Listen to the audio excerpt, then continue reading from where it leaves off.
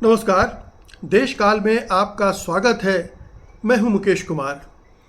दोस्तों, प्रधानमंत्री नरेंद्र मोदी, उनकी सरकार और बीजेपी ने युद्ध विराम के तुरंत बाद एक बहुत ही आक्रामक मुद्रा अख्तियार कर ली थी। तेवर बिल्कुल तीखे कर लिए थे और पाकिस्तान पर जुबानी आक्रमण तेज कर दिए थे। खास तौर पर प्रधानमंत्री नरेंद्र मोदी, जो कि 2 दिन बाद टीवी पर अवतरित हुए और उन्होंने जिस अंदाज में देश को संबोधित किया, उसके बाद वो चुनावी रैलियों पर निकल गए, रोड शो पर निकल गए और हर जगह वो पाकिस्तान पर बहुत तीखे हमले कर रहे थे।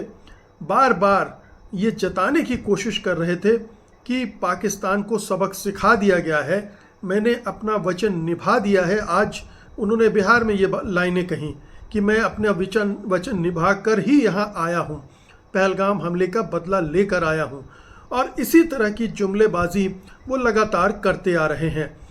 इसी सब के बीच में बीजेपी ने, भारतीय जनता पार्टी ने एक कार्यक्रम बना लिया था कि जब प्रधानमंत्री मोदी के तीसरे कार्यकाल का पहला साल पूरा होगा, या यूँ कहें कि उनकी शासनकाल के 11 साल पूरे होंगे, तब वो बड़े स्तर पर कार्यक्रम करेगी। बहुत सारे कार्यक्रमों की योजना बना रखी थी उसने।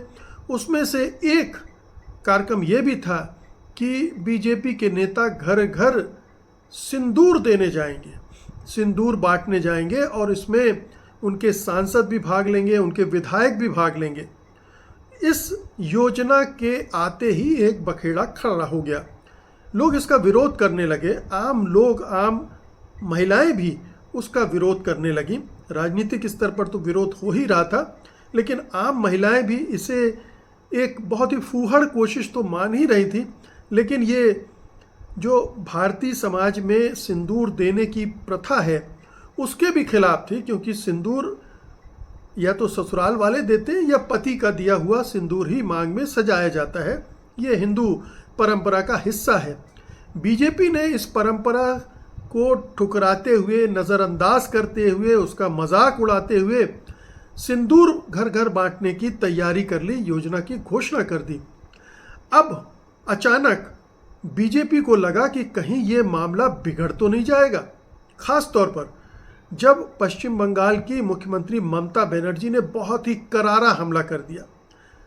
प्रधानमंत्री पश्चिम बंगाल गए थे, वहाँ उन्होंने रैली की, ममता सरकार पर कटाक्ष किए, हमले किए और ऑपरेशन सिंदूर के साथ साथ ऑपरेशन बंगाल की भी बात की और उसी में ये भी कहा कि सिंदूर खेला होता है पश्चिम बंगाल में, बल्कि देश भर में जहाँ भी बंगाली समुदाय रहते हैं और दुर्गा पूजा की स्थापना करते हैं, वो उसके अंतिम दिन उनकी महिलाएं, बंगाली महिलाएं सिंदूर का खेल खेलती हैं, एक दूसरे को सिंदूर पोतती हैं, लगाती हैं वगैरह वगैरह।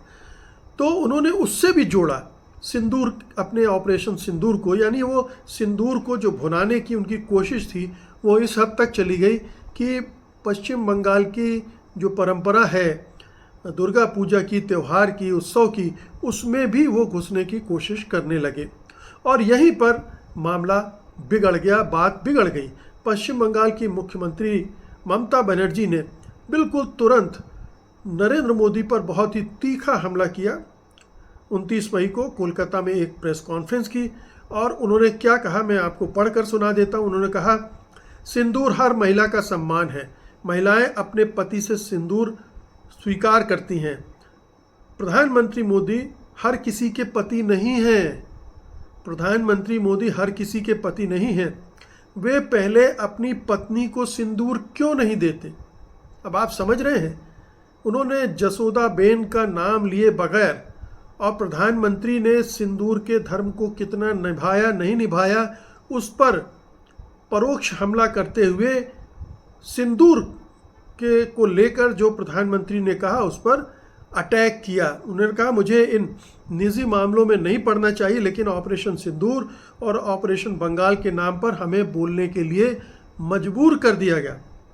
उन्होंने ये भी आरोप लगाया कि केंद्र सरकार ने ऑपरेशन सिंदूर का नाम राजनीतिक लाभ के लिए रखा और इसे बंगाल में चुनावी मुद्दा बनाया जा रहा है।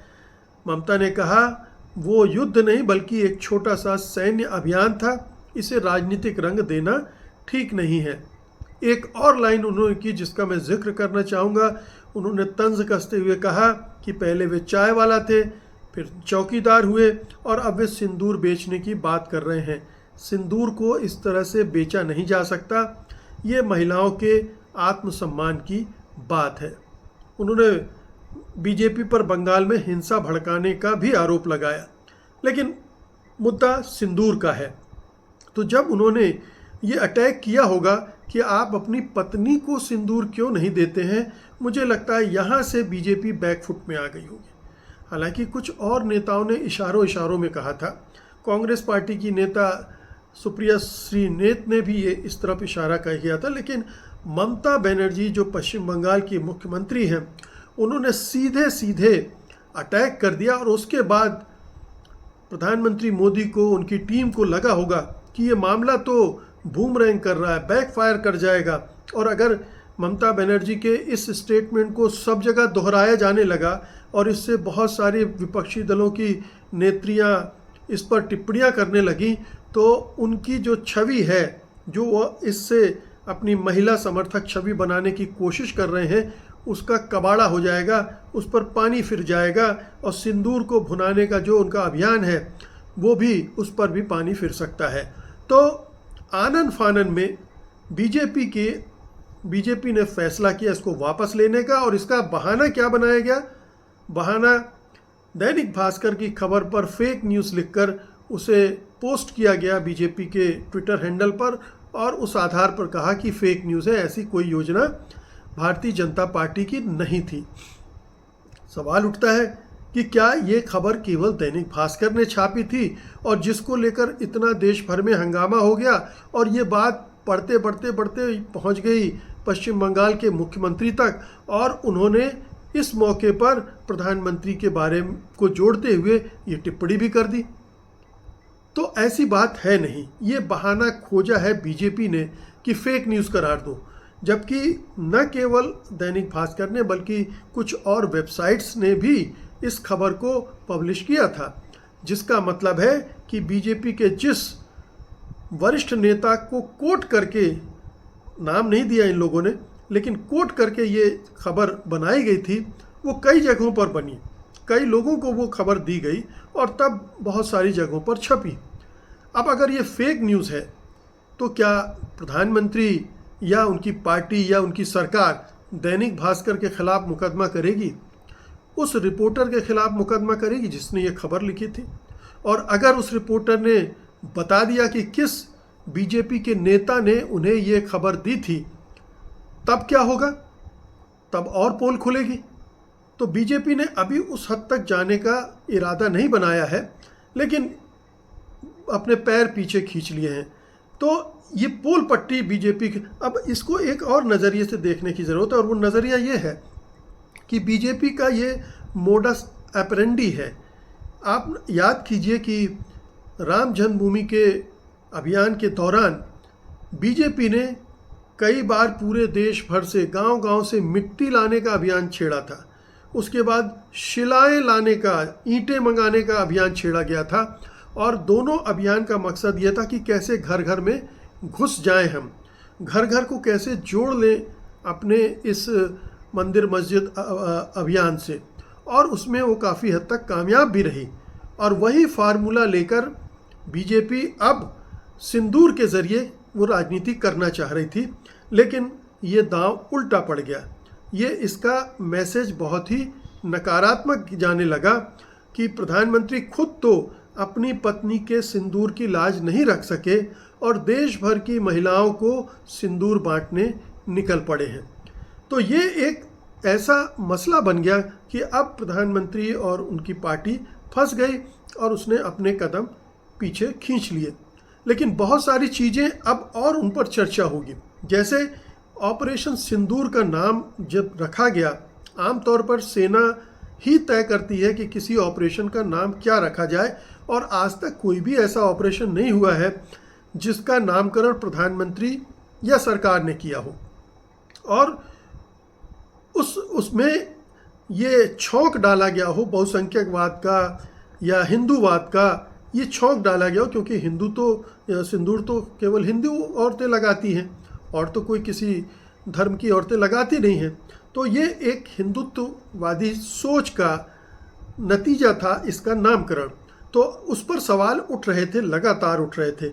अब उसको जब ये विस्तार दिया जाने लगा कि हम सिंदूर बांटने जाएंगे, तो वो और परतें खुलने लगी कि इनकी मंशा क्या थी ऑपरेशन सिंदूर नाम रखने के पीछे, और अब उस सिंदूर के नाम को किस तरह से भुना रहे हैं। एक महिला वोट बैंक को दिमाग में रखकर प्रधानमंत्री ने ये सिंदूर का नाम रखा था। और कोई हैरत नहीं होगी, बल्कि हैरत होनी ही नहीं चाहिए कि उन्होंने जो सेना की 2 अफसर को ब्रीफिंग के लिए चुना, वो भी इसीलिए चुना होगा, कर्नल सोफिया को और विंग कमांडर व्योमिका सिंह को। इन दोनों को उन्होंने इसी इरादे से चुना होगा। और ये भी जानने की ज़रूरत है कि जो विंग कमांडर व्योमिका सिंह हैं वो दलित हैं। तो आप देखिए कि दलित को चुना, या इधर ये चुना, और उधर एयरफोर्स के जो चीफ थे, एयरफोर्स की तरफ से जो ब्रीफिंग कर रहे थे, वो ओबीसी हैं। तो प्रधानमंत्री इसमें भी चुनाव देख रहे थे, इसमें भी राजनीति देख रहे थे, और वो इस तरह से काम कर रहे थे। लेकिन अब धीरे धीरे सारे पर्दे खुल रही हैं, सब समझ में आ रहा है। हिंदुस्तान के लोग, हिंदुस्तान की आवाम इतने बेवकूफ़ नहीं हैं, वो इस राजनीति को समझते हैं, इस घटिया फूहड़ राजनीति को समझते हैं। कुछ लोगों को छोड़ दीजिए, उनके दिमाग में भूसा भरा है, उनकी समझ में नहीं आएगा। लेकिन ये चीज़ें बहुत ही इतनी नग्न रूप में हो रही थी, इतनी बेढंगी ढंग से, बेशर्मी के साथ हो रही थी कि लोगों को से छिपने का सवाल ही नहीं उठता था। और सब जानते हैं कि बिहार में चुनाव होने वाले हैं, गुजरात में चुनाव होने वाले हैं, बंगाल में चुनाव होने वाले हैं। तो हमारे प्रधानमंत्री जहां घटना हुई पहलगाम कश्मीर, वहां नहीं गए रैली करने, वहां उन्होंने रोड शो नहीं किया। पुंछ में इतने निरपराध लोग मारे गए, हमारे प्रधानमंत्री वहां नहीं गए। और अब जाकर अमित शाह गए हैं, जब राहुल गांधी दोनों जगह के दौरा करके आ चुके हैं। वो पहलगाम भी गए, वो पुंछ भी गए, और उसके 3-4 दिन बाद फिर अमित शाह को भेजा गया कि भाई ये तो एक तरफा हो रहा है, कहीं सारी क्रेडिट राहुल गांधी न ले जाएं, इसलिए आप जाइए। तो उनको भेजा गया, लेकिन प्रधानमंत्री नहीं गए। प्रधानमंत्री मणिपुर भी नहीं गए, प्रधानमंत्री यहाँ भी नहीं गए, पहलगाम या पुंछ भी नहीं गए। उनको तो चुनावी रैलियाँ पसंद हैं, चुनावी शो पसंद हैं, चुनावी भाषणबाजी पसंद है, और चुनावी राजनीति में किस तरह से हिंदू मुसलमान किया जाए, किस तरह से जातियों का गणित बिठाया जाए, किस तरह से महिलाओं को लुभाया जाए, बस इसी जोड़ तोड़ में वो लगे रहते हैं। और इस पूरे हमले को, इस पूरी जंग को उन्होंने अपनी राजनीति के हिसाब से ही सेट किया। ये और बात है कि जिस तरह से युद्ध विराम हुआ, उसने सारा खेल पलट दिया। और फिर आप देख ही रहे हैं कि प्रधानमंत्री के भाषणों में कितनी खींच है, कितना गुस्सा है, कितनी बेबसी है, और वो बार बार उग्रता ओढ़ रहे हैं दिखाने के लिए कि ऑपरेशन सिंदूर थमा नहीं है, वो जारी है। न्यू नॉर्मल ये है कि लगातार जंग चलेगी, और ये लोगों के ख्याल में बना रहे कि अभी और लड़ाई होने वाली है। प्रधानमंत्री मोदी अब पीओके ले आएंगे या पीओके पर कब्जा कर लेंगे अपनी सेना के बूते। और जिस तरह से ट्रंप ने दखल देकर फजीहत की इस सरकार की, प्रधानमंत्री की, विदेश मंत्री की, पूरी कूटनीति की, उन्होंने धज्जियाँ उड़ा दी। उसके बाद से मोदी और उनकी सरकार के पास चेहरा दिखाने के लिए भी कोई सूरत नहीं बची है।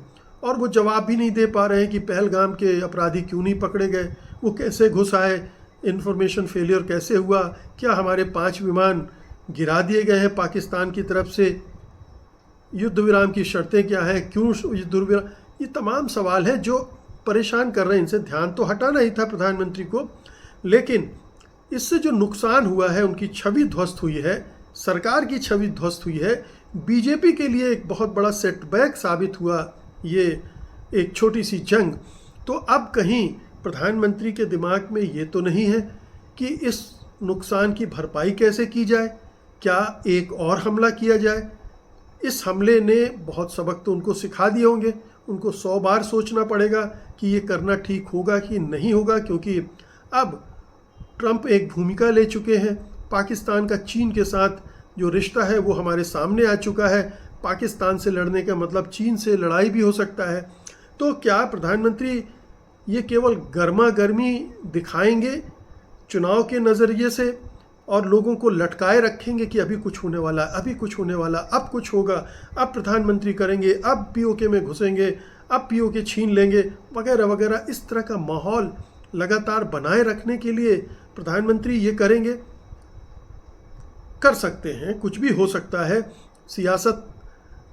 सियासत अगर युद्ध की करने लगे तो फिर युद्ध तो लाजमी है कि कभी भी हो सकता है। लेकिन बात है उस सिंदूर की लाज की जो कि प्रधानमंत्री नरेंद्र मोदी ने और उनकी पार्टी ने नहीं रखी। जिस सिंदूर की बात करके उन्होंने ऑपरेशन सिंदूर नाम रखा था, उस सिंदूर को मजाक बना दिया। गली गली में इस पर तंज हो रहे हैं, टीका टिप्पणियाँ हो रही हैं, और एक बड़ा मजाक तो उन्होंने अपने फिल्मी डायलॉग से ही बना दिया था कि मेरी रगों में, मेरी नसों में खून नहीं सिंदूर दौड़ता है।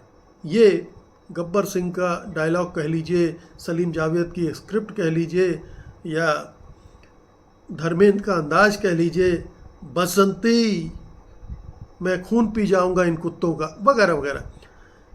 मजाक अलग बात है, लेकिन बहुत सीरियस नोट पर मैं ये कहना चाहता हूँ कि ऑपरेशन सिंदूर को भुनाने की बहुत ही घटिया, हल्की फूहड़ कोशिश, अश्लील कोशिश प्रधानमंत्री मोदी ने और उनकी पार्टी ने और उनकी सरकार ने की थी और करना चाह रही थी। लेकिन ये झटका लगा है। इस झटके से वो संभलेंगे, समझेंगे, मुझे बहुत विश्वास नहीं है इस पर, क्योंकि ये पार्टी और ये नेता, इनके चरित्र नहीं हैं।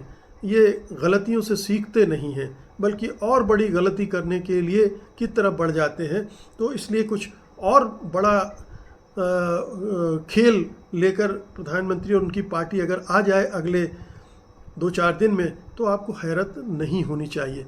बिहार के चुनाव चूँकि अभी दूर हैं, या तो प्रधानमंत्री ने मन बना लिया है कि चुनाव को जल्दी करवा लेंगे और इसलिए ये पूरा माहौल बना रहे हैं।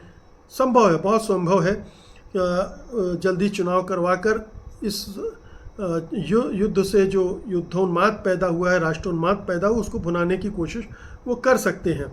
लेकिन ममता बनर्जी ने जो झटका दिया है उनको, ये चांटा बहुत दूर तक गूंजेगा। इस थप्पड़ की गूंज बहुत दूर तक सुनाई देगी मोदी जी को भी, उनकी पार्टी को भी। और निश्चित रूप से ममता बनर्जी ने ये बहुत ही काबिले तारीफ़ काम किया है। इन्होंने ये साहस दिखाया कि वो प्रधानमंत्री का जो नैतिक चरित्र है उस पर सवालिया निशान लगा सकें। बहुत बहुत शुक्रिया आपका, धन्यवाद, नमस्कार।